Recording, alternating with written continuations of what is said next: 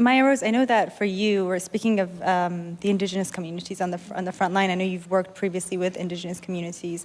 Why is it important that their voices are heard? I think for so long, the conversation around the environment, the conversation around climate change has been so white and so Eurocentric that it's genuinely subversive to hear anyone else's voice, which is, I think, such a tragic state of, the movement, really. And so, in the last few years, there's really been a pushback against that, and there's been a push to include indigenous voices. And I think this is for various reasons. Like, firstly, a lot of these communities are on the front lines of climate change and other environmental issues. It's them who's feeling the impact of, I suppose, Western exploitation of the land. But I think also, when dealing with issues like this, when thinking about issues like this, this is how you think outside the box. This is how you come up with different solutions. This is how you come up with different perspectives on land use and things like that. I think one of the things that has really shaped my activism is the fact that I've been lucky enough to talk to so many of these people. Like, I wrote a book last year called We Have a Dream, and it was like interviewing these activists from around the world. And one of the ones that really stuck with me was this girl called Archana from northern India, and she was talking about how, all the technology that her community had been using for millennia in order to, survive, subsidize themselves.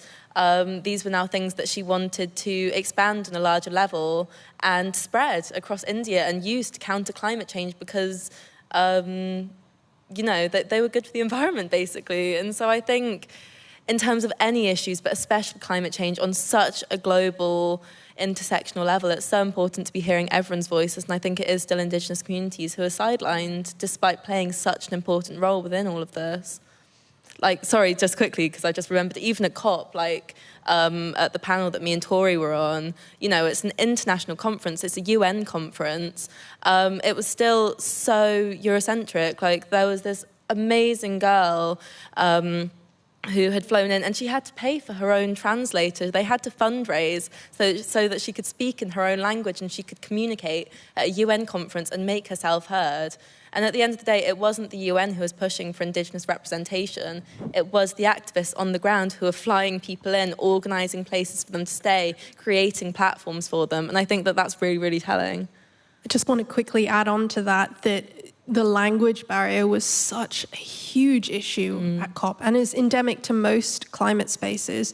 And kind of further to what you were saying, the Bolivian delegation wasn't even able to know what the policy agreements they were making. They just had to agree, but they didn't know what was being said because there was no Spanish translation happening simultaneously. And these are countries literally making up policies to protect their citizens, and they had no idea what the policies were, so they just had to agree, and that was a huge problem.